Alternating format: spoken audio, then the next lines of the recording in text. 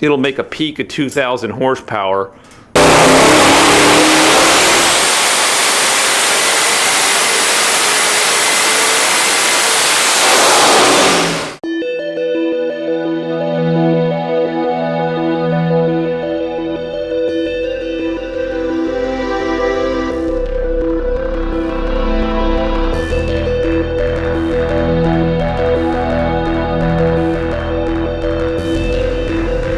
Guys, Tom Nelson here, Nelson Racing Engines. Today what we're going to be looking at is a 441 Hot Rod Series small block Chevy. But what makes this unique is it has the symmetrical port small block head on it, which is like a super badass 400 CFM head on an old small block, and you don't have the paired exhaust ports. It's symmetrical. And then we've also went ahead and run steam hole passages in between each exhaust valve on that cylinder head, along with our mirror image 88mm turbochargers and our new intake setup. So this is a bad small block, 2,000 horsepower at 36 psi, and it's 7 grand capable. We pushed it to 31 on this deal, but it is a really bitchin' motor. Not only that, it sounds like a hot rod, so it's got a bit more cam timing, but it sounds like an NA small block when it's sitting there idling, and you get that crazy, top end number. And for being a big twin 88s on a 441, if you look at the power curve, it actually has decent torque down in the low range, where normally they just are just nothing and come on like at 5,500. So check it out. I'm stoked on it.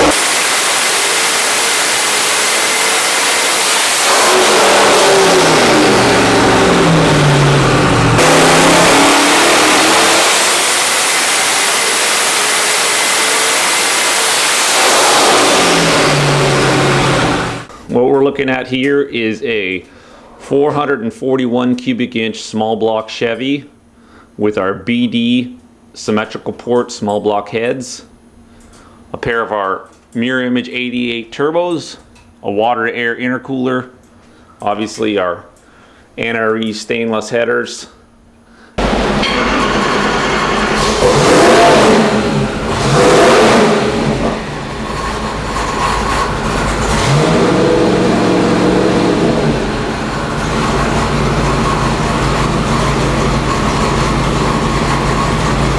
It's got our alien lid and throttle body, some trick billet valve covers, double injector per cylinder. And some neat things to point out about the turbo is our R88. You've got this V-band connection really close, so you've got real estate. V-band connection on the outlet. You've got a speed sensor for the turbine shaft speed. It's a split exhaust housing. All the inlet and outlet are V-band, so you can clock them around without a lot of bolting it.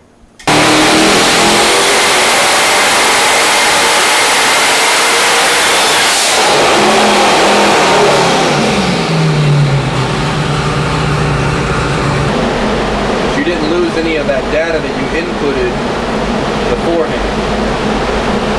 Yeah, if I would have shut the computer down, I would have lost it. But it would have not, it would have went back to the original programming, which was lean, right? And lean is like, not when you're running this kind of power. No good.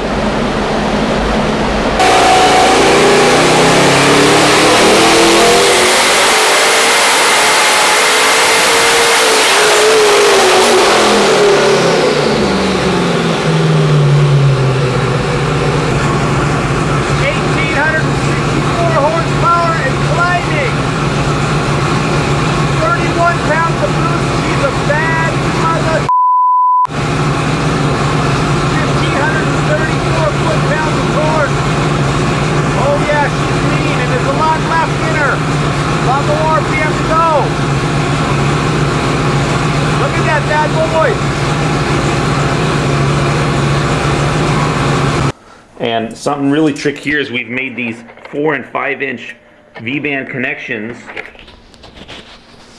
If you look at the turbo right there, so it comes out of the turbo at 4 inch and then transitions into 3.5 inch, and look how short of a space it does it in.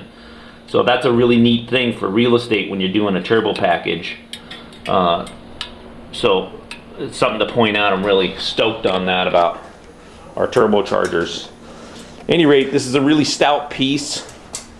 It'll make, keep in mind, this is a street engine, not a race engine. It'll make a peak of 2,000 horsepower, but you'll be able to drive it around wherever the hell you want to. This is going into a VL Commodore for David Jellica, and we're loving it. It looks crazy. It looks like an insect of some sort or something. And it's a bad mofo.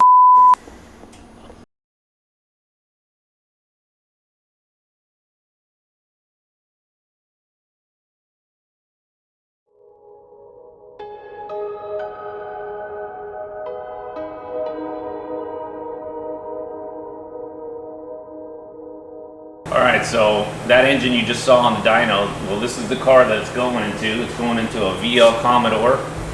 It's David Jellica's. And, you know, we've had a lot of interest as to, holy shit, putting that motor in this car. And just as you saw it on the dyno, that fits perfectly into the engine bay. So he'll have a 2,000 horse small block sitting in this VL Commodore.